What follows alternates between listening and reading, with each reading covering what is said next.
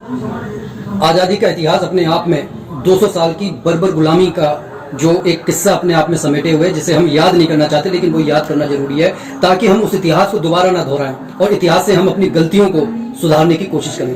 क्योंकि किस तरीके से विदेशियों ने हमारे जो है अनेकता का फायदा उठाकर हमें एकजुट नहीं होने दिया था, और जिस दिन हम एकजुट हो गए, जिस दिन उस विदेशी आक्रांता ने यह समझ लिया कि अब इन्हें बरगलाया नहीं जा सकता, उस दिन उन्हें दुम दबाकर ये देश छोड़कर भागना पड़ा।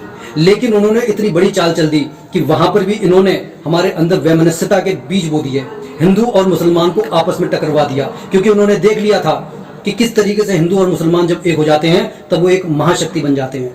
लेकिन हिंदू और मुसलमान आज तक इस बात को नहीं समझ सके। आज भी हिंदू और मुसलमान लड़ रहे हैं, भारत और पाकिस्तान लड़ रहे हैं, और आज सत्ताधीश पार्टियां अपने जो रोटियां सेक रही हैं वो भी इसी आधार पर सेक रही हैं। मेरा सिर्फ युवाओं से ये कहना है कि पढ़ लिख जाओ, लेकिन अपने देश की परंपराओं को, संस्कृति को जिंदा रखने के लिए उसे कभी हतोत्साहित मत करो।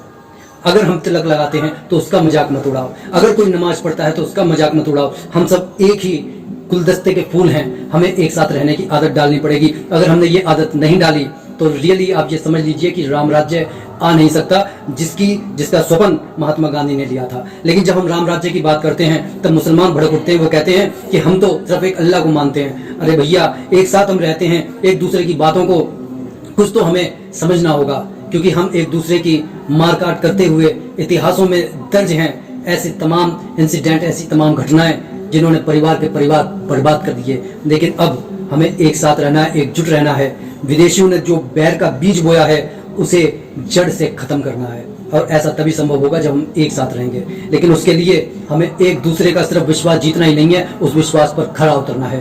बोलो जय जय सीताराम।